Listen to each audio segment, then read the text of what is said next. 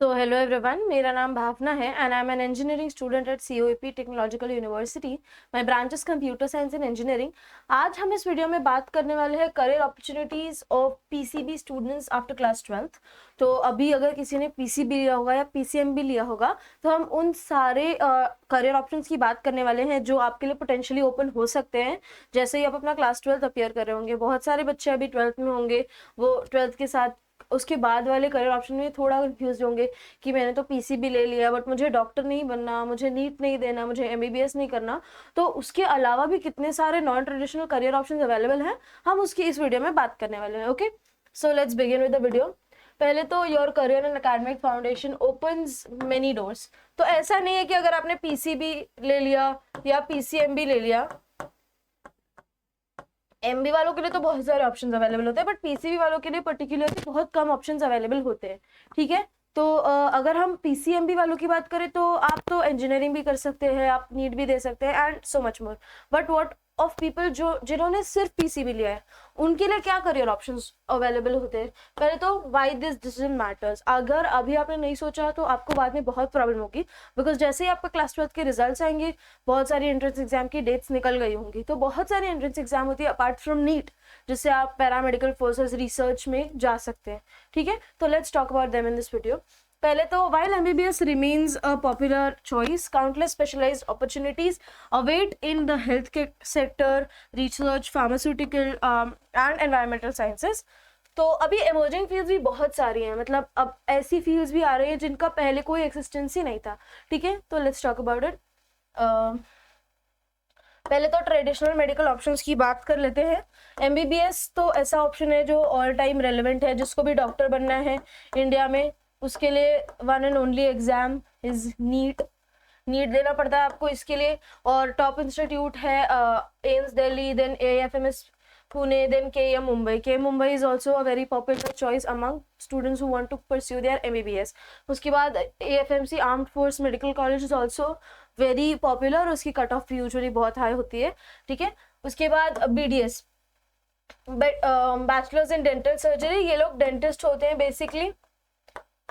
ये MBBS के बाद सेकेंड मोस्ट पॉपुलर चॉइस होती है। ठीक है, उसके बाद BAMS, bachelors in Ayurvedic medicine, traditional Indian medicine practice. इसके लिए भी आपको नीट देना पड़ता है या फिर आपका स्टेट एंट्रेंस एग्जाम से भी काम हो जाता है। बट नीट आप देंगे तो आपके पास वाइडर नंबर ऑफ कॉलेज के अपॉर्चुनिटीज खुले होंगे। ठीक है, but then as always competition भी उतना ही बड़ा होगा अगर आप नीट जैसे एग्जाम के लिए बैठ रहे हैं तो। पहले तो डेंटिस्ट्री के लिए Manipal college is also, dental science is also very famous, इसका कट ऑफ यूजुअली हाई होता है। और Maulana Azad, MIT, MAI is also a very famous college when it comes to dentistry. उसके बाद top ayurvedic institute are BHU Banaras Hindu university, Banaras में है, बहुत preferred choice होती है सभी के लिए, बी इट आवर MBBS के लिए, बी इट डेंटिस्ट्री के लिए, बी इट BAMS के लिए, सभी के लिए बहुत पॉपुलर चॉइस होती है हमारी BHU, और इसकी कट ऑफ यूजुअली बहुत हाई होती है।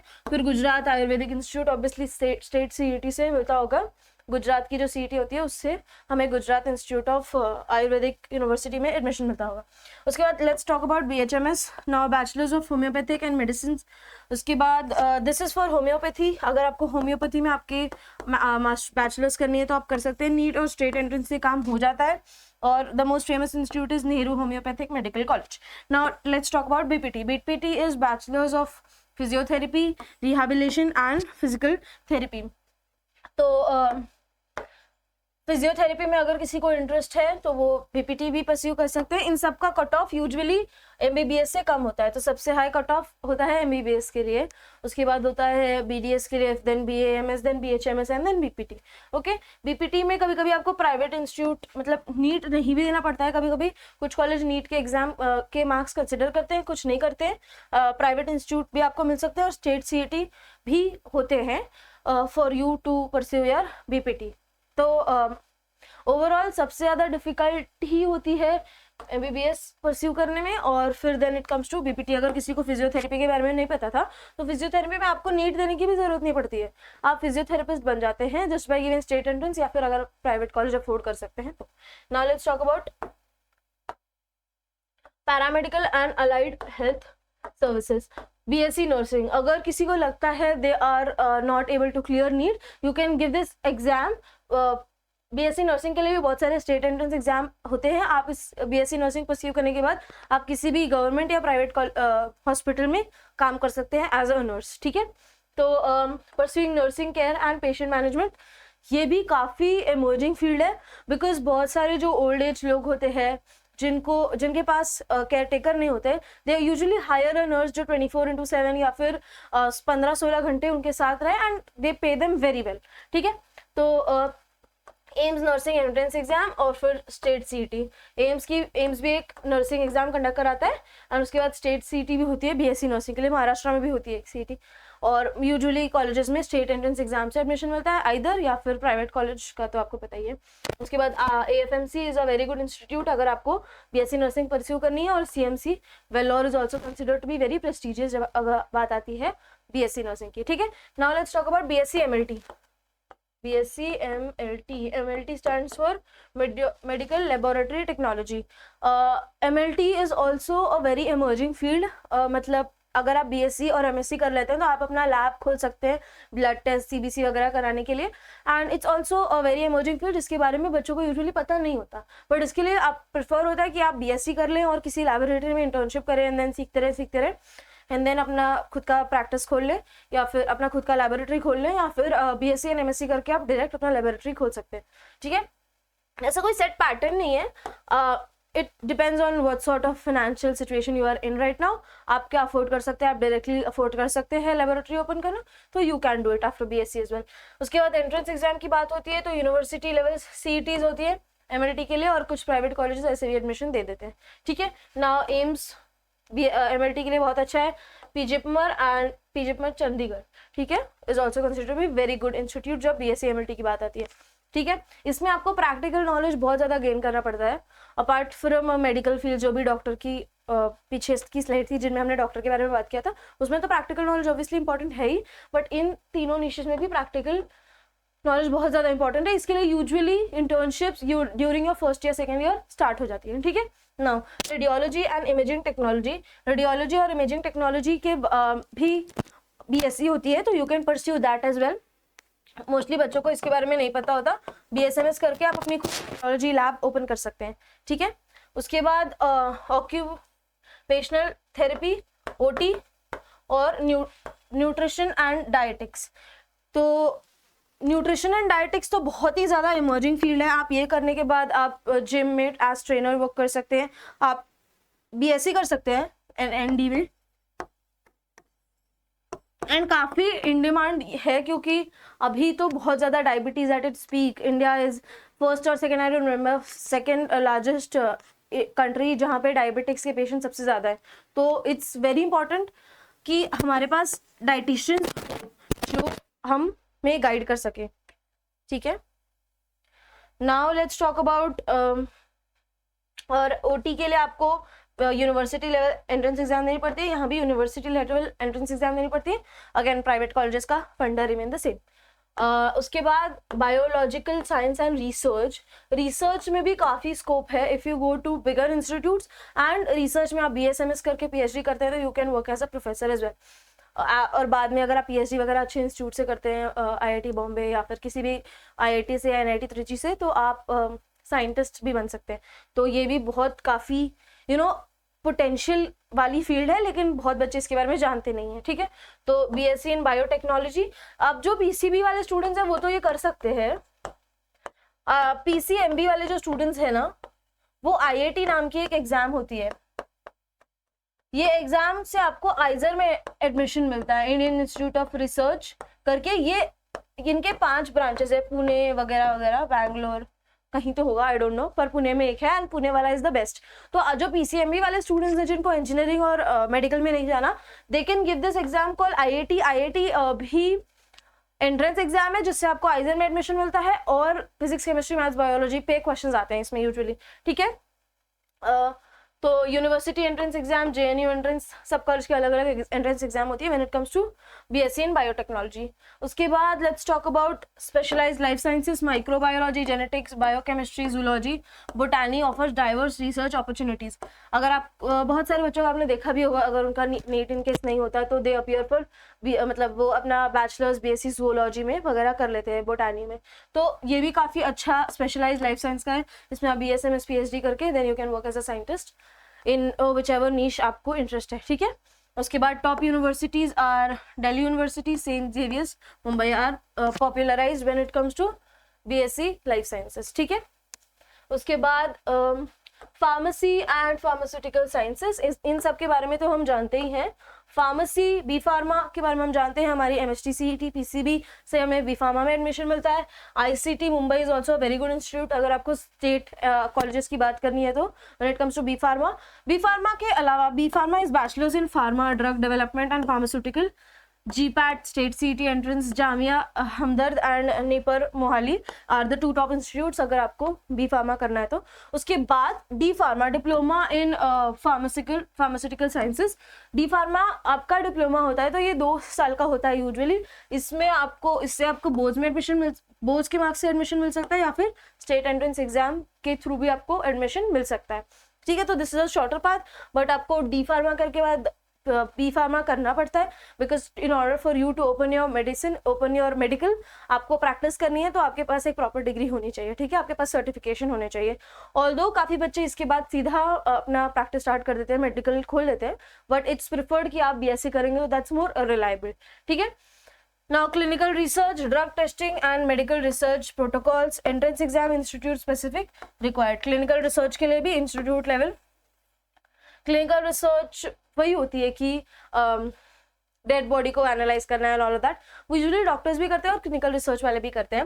And then when it comes to pharmaceutical sales, मतलब आप बी फार्मा करके फिर MBA कर ले या फिर आइदर MBA फार्मा कर ले, दैट इज ऑल्सो प्रिफर्ड, ठीक है। तो ये यूजुअली आपको हेल्प करेगा आपकी सेल्स वगैरह बढ़ाने में। As soon as open your medical, फिर आप एक चेन लॉन्च कर सकते हैं अपने स्टेट में या कंट्री में एज वेल। तो ये आपको एक एज देता है over people who have just did B pharma, ठीक है। Now let's talk about environmental science and agriculture. Agriculture is also very emerging field. बहुत सारे बच्चे BSc एग्रीकल्चर करते हैं, कुछ BTech इन एग्री भी करते हैं, तो एक बहुत ज़्यादा इमर्जिंग फील्ड है। अगर आपके पास इनफ अमाउंट ऑफ लैंड है और आपके फैमिली में वो हेरिडेटरी है कि आप के पापा या आपके दादा फार्मर थे, तो I think this is a very good opportunity for you to pursue your BTech या फिर योर बैचलर्स इन एग्रीकल्चर। आपको काफ़ी स्टैंडर्डाइज वे में चीज़ें पता चलेंगी और फिर आप अपने जो लैंड को अच्छे से यूज़ कर सकते हैं in order to make your living. तो environmental studies, BSc environmental studies भी बहुत एक एमर्जिंग फील्ड है।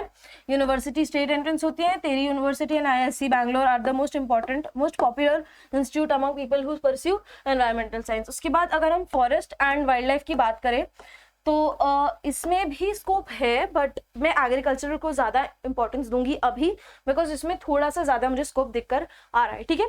तो forest management and wild life, इसमें आपको जूज में वगैरह आपको लिया जा सकता है, आप स्टेट कंजर्वेशन एरिया जो होते हैं उनमें भी आप काम कर सकते हैं। तो ऐसा नहीं है कि सिर्फ MBBS आदि MBBS BHMS वगैरह वगैरह ही पोटेंशियल ऑप्शंस है। अभी तक मैंने आपको कम से कम 10 ऐसे अलग अलग ऑप्शंस बता दिए होंगे PCB वाले स्टूडेंट्स के लिए स्पेसिफिकली, जो अपार्ट फ्रॉम MBBS हैं। उसके बाद मेरे स्टेट एंट्रेंस एग्जाम और गवर्नमेंट एग्जाम्स भी होती हैं अगर आपको जूज में वगैरह काम करना है, गवर्नमेंट कंजर्वेशन एरियाज में काम करना है तो। उसके बाद एग्रीकल्चरल साइंस, इसमें आप बीटेक के यूजुअली PCMB वाले स्टूडेंट्स को प्रेफर किया जाता है या फिर PCM वाले के स्टूडेंट्स को प्रेफर किया जाता है, बट BSc के लिए PCB वाले स्टूडेंट्स को ज़्यादा इंपॉर्टेंस देते हैं। तो agricultural science, modern farming techniques सिखाई जाती है आपको ड्यूरिंग योर BSc एंड ये काफ़ी हेल्प कर सकता है। जैसे मैंने आपको पहले एक्सप्लेन किया था, अगर आपके फैमिली में इनहेरेंटली पहले से फार्मिंग कर रहे हैं तो this could be a very good option for you, ठीक है। अब इसके लिए एंट्रेंस एग्जाम होते हैं AIEEA बाय ICAR और ये सब पॉपुलर इंस्टीट्यूट हैं जो भी आप देख लीजिए। और फूड टेक्नोलॉजी भी बहुत ज़्यादा इमर्जिंग फील्ड है, food processing and safety innovation.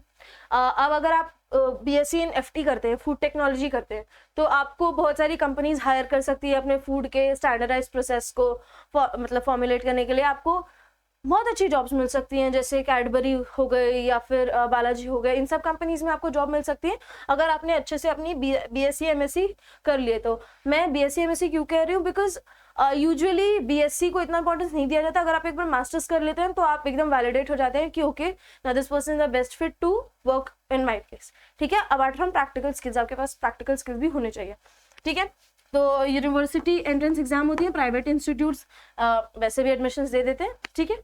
तो ये सब ऐसे एग्जाम्स हैं जिनमें आपको एकदम ज़्यादा एग्जाम स्पेसिफिक एग्जाम फोकस होने की जरूरत नहीं है, ठीक है। आप बोर्ड में अच्छे मार्क्स लाते हैं तो मेरिट बेस पे भी आपके एडमिशन हो जाते हैं, और स्टेट CET में मार्क्स लाते हैं वो भी ठीक है। अगर आपको प्राइवेट इंस्टीट्यूट, अच्छा प्राइवेट इंस्टीट्यूट मिल रहा है और आप अफोर्ड कर सकते हैं, then you can go for that as well. तो इसमें ऐसा कुछ नहीं है कि आपको बहुत ज़्यादा लाइक रिगरसली नीट की तरह पढ़ाई करनी पड़ेगी। Enough amount of study is good to go, ठीक है। बायो इन्फॉर्मेटिक्स की बात करते हैं। ये सब इमर्जिंग फील्ड्स हैं। इमर्जिंग यानी अभी अभी बहुत ज़्यादा इनका इनका प्रचलन बढ़ गया है। A lot of people have started getting admitted into these fields as well. So bioinformation, computer science and means biology, analyzing genetic data using advanced software. University entrance exam होती है और JNU एंट्रेंस। JNU एक अच्छा institute माना जाता है when it comes to bioinformatics, ठीक है। अब बात करेंगे फॉरेंसिक साइंस के लिए, crime scene investigation, legal evidence analysis, वही है CID में देखा होगा, वन वर्ड CID में आपने ये देखा होगा, फॉरेंसिक साइंस वाले बंदों को, ठीक है। तो अब देखते हैं genetic engineering, gene therapy and biotechnology innovation भी एक इमर्जिंग फील्ड है, और इसमें एडमिशन लेने के लिए इंस्टीट्यूट स्पेसिफिक एग्जाम्स होती हैं। अगेन प्राइवेट इंस्टीट्यूट में जाना है तो there is no entrance exam usually.